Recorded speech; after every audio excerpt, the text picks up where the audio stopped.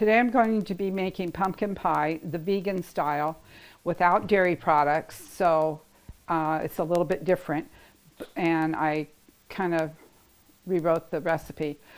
Anyway, so we're using Libby's pumpkin pie. It is not the pie mix or anything like that. It doesn't have eggs in it. So to make sure you get the right one, look at the ingredients. If it just says pumpkin, that's what you want. Now, I have made pumpkin pie before out of my own pumpkin. I take a pumpkin and I cleaned it and I put it in a big kettle, cut it all up, put it in a big kettle, let it boil, and the skin becomes very soft, and then I can pull that off, and then I can puree it or mash it up, however you want to say it, and you can can it or use it right then into a pumpkin pie. And I've done that before. It tastes much better, it's fresher, you know, it has stronger taste to it. But if you're not going to all that much trouble, you can do just the can, and that's perfectly fine too. Anyway, so right now I've got Libby's pumpkin in my kettle here, and the reason I'm using a kettle is because my mom always did. It was just a way to hold on to this and use the mixer at the same time, so it made it easier. For my family, you can use a bowl, you can do whatever you want, but for me it's easier just to have the kettle. In those days we didn't have a bowl with the handle on them like you can get nowadays. So anyway, so we need 1 1/3 cups of soy milk, and this is either the organic or the regular, it does not matter. And then I'm going to use 1 1/2 cups of cane sugar. This is the organic cane sugar. It is not your C&H brand or your store brand sugar. It is what they call a vegan sugar. And you look at me and you think, vegan sugar is vegan. No, they sometimes put a bone from a pig or a cow or something like that into the vat when they're trying to make the sugar to burn to make the sugar crystallize and everything. So I did not know that for many years, so I always used the store brand sugar or the C&H sugar. And when I found that out, I went, ew. And then my son started having trouble with sugar, and I realized there was a problem. So we started using the organic kind. It's the kind you get at the health food store, or if you go to Azure Standard, they have it, and it's a lot cheaper there. It works fine, and it's just like regular sugar, cup for cup, so it's okay that way. So it's up to you how you want to do that. Okay, so then I have egg replacer.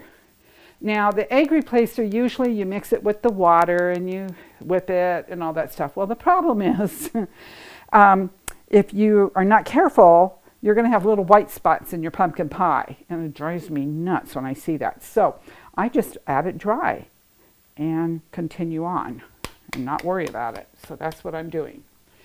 And then we have a teaspoon of salt, and then 2 teaspoons of cinnamon, and a teaspoon of ginger. And this is right off of the pumpkin pie recipe. The only difference is I've changed the egg replacer, and I've changed the soy milk instead of canned milk. And I'm using less of the soy milk because they call for, well, it used to be 1 2/3. Now they're saying 3 cups to 2 pies. I'm like, really? I don't know. Anyway, so then I'm using 1 1/3 cups of soy milk, as I had said. And then the last one is the cloves. And then, now this is arrowroot flour, and you can use cornstarch. I use arrowroot. And I'm going to add 3 tablespoons of arrowroot flour. Well, it's 3 tablespoons to 2 pies. So I'm going to add that. And that's to firm it up a bit because it isn't really firm. It's more of a, I don't know, it's a little bit softer pie if you don't use that. So I'm going to try that and see what happens. Anyways, and then I'm going to use a mixer to mix it up.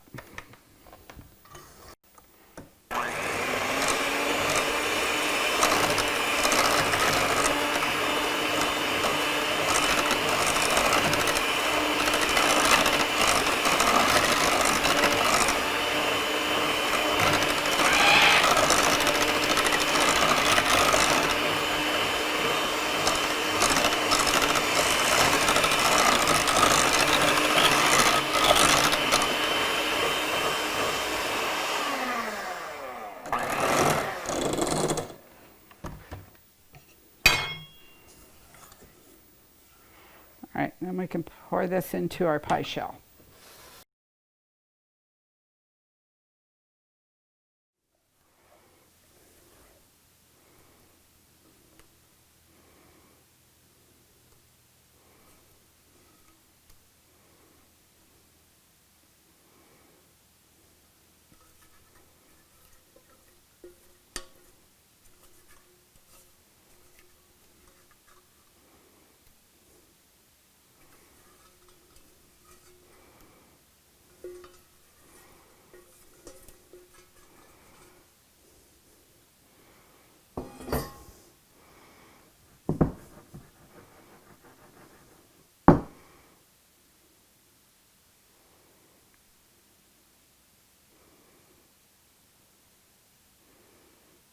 Whoops.